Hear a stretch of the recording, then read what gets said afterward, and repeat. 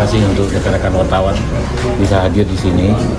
Pertama sesuai dengan arah pimpinan bahwa kita harus melaksanakan atau mensosialisasikan apa rencana Polri, rencana pengamanan, termasuk situasi di lapangan seperti apa.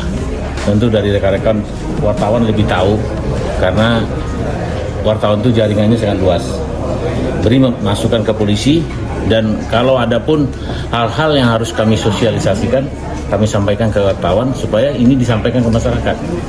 Jadi masyarakat tidak buta dengan apa yang terjadi saat ini dan tidak untuk mengantisipasi hoax.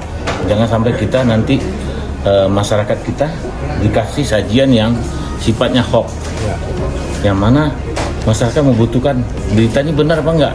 Nah, tapi kalau rekan-rekan yang menulis, saya yakin dan percaya hoax itu akan tertinggal karena hoax itu salah satu pemicu permasalahan juga yang dihadapi Polri saat ini.